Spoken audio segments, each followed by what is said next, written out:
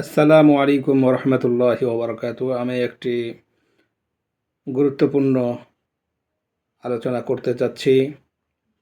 সেটি হচ্ছে সূরাতুন নাস। এটি হচ্ছে কোরআনুল কারীমের সবথেকে লাস্টের সূরা এবং ছোট সূরা।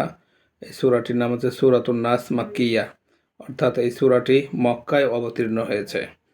এই সূরাটির অনেক গুরুত্বপূর্ণ আমল আছে, যে আমল আল্লাহ সুবহানাহু ওয়া তাআলা আমাদেরকে শিক্ষা দিয়েছেন যে তোমরা কোনো বিপদ আপদে যদি পতিত হও তাহলে এই সূরাটি পাঠ করবে, তাহলে পরে আল্লাহ সুবহানাহু ওয়া তাআলা সেই বিপদ আপদ থেকে রক্ষা করবে ওই আমলকারীকে, পাঠকারীকে।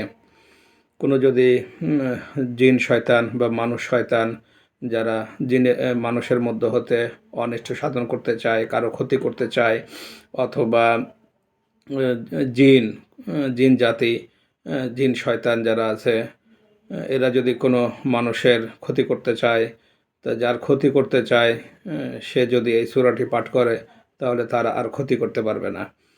এই সূরাটি নাজিলের একটি কারণ রয়েছে। সেই নাজিলের কারণটি হচ্ছে যে রাসূলুল্লাহ সাল্লাল্লাহু আলাইহি ওয়াসাল্লামকে জাদু করা হয়েছিল এক ইহুদির পক্ষ থেকে।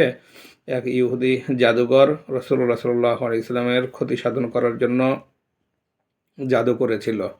তো এই জাদুর ফলে রাসূলুল্লাহ সাল্লাল্লাহু আলাইহি ওয়াসাল্লামের খুব কষ্ট হচ্ছিল।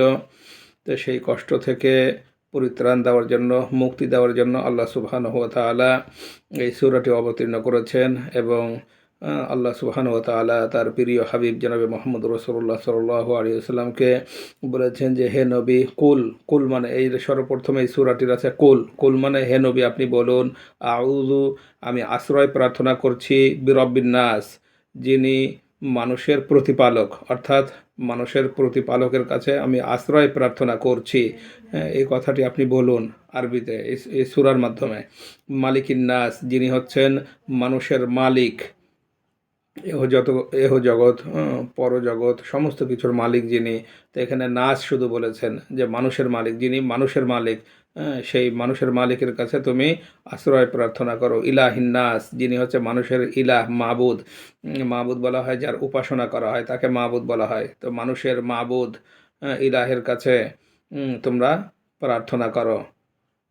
মিন শারিল ওয়াসওয়াসিল খন্নাস, এই যে খন্নাস যে বলা হয়েছে, ওয়াসওয়াস মানে ওয়াসওয়াসা দেওয়া, কুমন্ত্রণা দেওয়া, আর শারুন মানে খারাপ করা, খারাপ করা, কুমন্ত্রণা দেওয়া। তো খন্নাস বলা হয় খারাপ, যারা ভালো চায় না তাদেরকে খন্নাস বলা হয়। যারা কোনোই ভালো ভালো কিছু চায় না, ভালো ওয়াজ নসিহত চায় না, নামাজ কালাম চায় না, দেশকে পরিবর্তন করতে চায় না, যত ভালো জিনিস আছে সমস্ত ভালো জিনিস যারা চায় না তাদেরকে খন্নাস বলা হয়। তো আল্লাহ সুবহানাহু ওয়া তাআলা আমাদেরকে শিক্ষা দিচ্ছেন যে মিন শারিল ওয়াসওয়াসিল খন্নাস, তোমরা বলো যে আমরা এই সমস্ত খন্নাস মানুষের ওয়াসওয়াসা থেকে এবং ওয়াসওয়াসা দানকারীর অনিষ্টতা থেকে যেন আল্লাহ সুবহানাহু ওয়া তাআলা আমাদের হেফাজত করেন।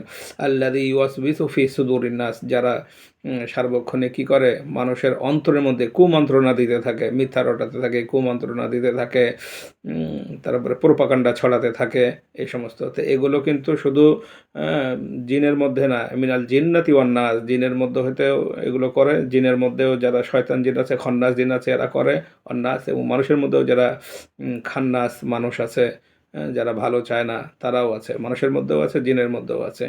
তো এই ছিল আমার সংক্ষিপ্ত আলোচনা। আলোচনার সার কথা হচ্ছে, আপনারা যখনই মানুষের পক্ষ থেকে হোক, জিনের পক্ষ থেকে হোক, কোনো আসমানি বালা, জমিনি বালা, যে কোনো বালা মুসিবত এবং অনিষ্টতার সম্মুখীন হলে, বিপদ আপদের সম্মুখীন হলে এই দোয়াটি পড়বেন। আল্লাহ সুবহানাহু ওয়া তাআলা এই দোয়ার বরকতে সকলকে ওই ক্ষতি থেকে রক্ষা করবেন। আল্লাহ সুবহানাহু ওয়া তাআলা আমাদের সবাইকে আমল করার তৌফিক দান করুন। আমরা সকলে বলি আল্লাহুম্মা আমিন।